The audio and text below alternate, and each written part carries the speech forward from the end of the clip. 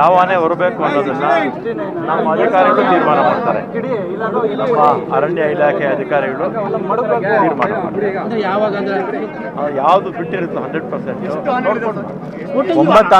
ಗಲಾಟೆಗೆ ಸಂಬಂಧಪಟ್ಟದ್ದು ಏನು ಮುನ್ನೆಚ್ಚರಿಕೆ ವಹಿಸ್ತಾ ಇದ್ದೀರಾ? ಯಾವುದ್ರ ಬಗ್ಗೆ? ಅನ್ನೂರಿನ ಗಲಾಟೆಗೆ ಸಂಬಂಧಪಟ್ಟ ಇದೆ. ಗಲಾಟೆ ಬಗ್ಗೆ CIDಗೆ ತನಿಖೆ ಕೊಟ್ಟಿದ್ದೀವಿ, ಎಲ್ಲ ಕೇಸುಗಳು ಕೊಟ್ಟಿದ್ದೀವಿ. ನಮ್ಮ ಅರಣ್ಯ ಇಲಾಖೆಯ ವೈಲ್ಡ್ ಲೈಫ್ ಆ್ಯಕ್ಟಲ್ಲಿ ಆಗಿರ್ತಕ್ಕಂಥದ್ದು ನಮ್ಮ ಅರಣ್ಯ ಇಲಾಖೆಯವರೇ ತನಿಖೆ ಮಾಡ್ತಾರೆ.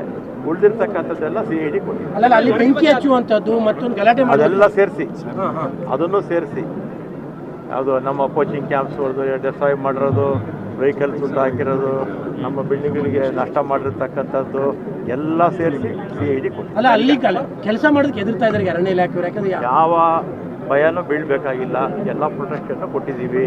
ನಾನು DIG ಅವ್ರಿಗೆ ಮಾತಾಡಿದ್ದೀನಿ, SP ಅವ್ರಿಗೂ ಹೇಳಿ ಈಗಾಗಲೇ ಅವರು ಇನ್ಸ್ಟ್ರಕ್ಷನ್ಸ್ ಕೊಟ್ಟಿದ್ದಾರೆ. ಯಾವ ಭಯ ಭೀತಿ ಇದೆ ನೋಡಿ, ಪ್ರಪಂಚ ಇರಬೇಕಾಗಿದ್ದರೆ ಅರಣ್ಯ ಇರಬೇಕು ಅಲ್ವಾ?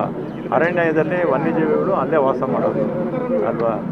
ಮತ್ತು ಅರಣ್ಯನೂ ಉಳಿಬೇಕು. ಅದೇ ರೀತಿ ನಮ್ಮ ಇಲಾಖೆಯಿಂದ ಅನಾವಶ್ಯಕವಾಗಿ ಸಾರ್ವಜನಿಕರಿಗೆ ತೊಂದರೆ ಅದಕ್ಕೂ ಇದಕ್ಕೆ ಸಂಬಂಧ ಇಲ್ಲ. ಅದೇ ಬೇರೆ ಇದೆ ಬೇರೆ ಕೊಟ್ಟಿದ್ದಾರೆ. ನಮ್ಮ ಚೀಫ್ ಸೆಕ್ರೆಟರಿಗೆ ಹೋಗಿರುತ್ತೆ, ಚೀಫ್ ಸೆಕ್ರೆಟರಿಯಿಂದ ಮುಖ್ಯಮಂತ್ರಿಗಳಿಗೆ ಹೋಗಿರುತ್ತೆ. ಆದರೆ ಇದೇ ಬೇರೆ ಅದೇ ಬೇರೆ, ಒಂದಕ್ಕೊಂದು ಸಂಬಂಧ ಇದೆ. ತಾಲೀಮ್ ಮಾಡ್ತಾರೆ, ಫೈನಲ್ ಆಗಿ ಯಾವ ಸೂಟ್ ಆಗುತ್ತೆ ಅಂತ ತೀರ್ಮಾನ ಮಾಡ್ತಾರೆ. 2-3 ಆಗ್ಬೋದು. ಆವಾಗ ಅಂಥ ಸಂದರ್ಭದಲ್ಲಿ ಇವ್ರು ತೀರ್ಮಾನ, ನಮ್ಮ ಅರಣ್ಯ ಇಲಾಖೆ ಅಧಿಕಾರಿಗಳಿಗೆ ಅದರ ಚಲನವಲನ, ಅದರ ಕ್ಯಾರೆಕ್ಟರ್ ಎಲ್ಲ ಕೂಡ ಗೊತ್ತಿರುತ್ತೆ. ಅವ್ರು ಫೈನಲ್ ಆಗಿ ಅವ್ರು ತೀರ್ಮಾನ ಇಲ್ಲ CM ಅವರೇ ತೀರ್ಮಾನ ಮಾಡಬೇಕು. ಅವ್ರು ಇನ್ನೂ ಯಾವುದು ನಿರ್ಧಾರ ಪ್ರಕಟ ಮಾಡಿಲ್ಲ. ಅವ್ರು ಪ್ರಕಟ ಮಾಡಿದಾಗ ಖಂಡಿತ ದಸರಾದಲ್ಲಿ ಭಾಗವಹಿಸಬೇಕಾದಂತಹ ಆನೆಗಳು ನಿನ್ನೆ ಗಜಪಯಣದ ಮೂಲಕ ವೀರಹೊಸನಹಳ್ಳಿಯಿಂದ ಪ್ರಾರಂಭ ಮಾಡೋದು ಗಜಪಯಣನ. ಇವತ್ತು 28ನೇ ತಾರೀಕು ಅರಮನೆಗೆ ಬಂದು ತಲುಪಿವೆ. ಇವತ್ತು ಆ ಆನೆಗಳನ್ನು ಬರಮಾಡ್ಕೊಳ್ಳೋಕ್ಕೆ ಅಂತ ಹೇಳಿ ನಮ್ಮ ಕರ್ನಾಟಕ ಸರ್ಕಾರದ ಅರಣ್ಯ ಸಚಿವರು ಖುದ್ದಾಗಿ ಇಲ್ಲಿಗೆ ಬಂದಿದ್ದಾರೆ.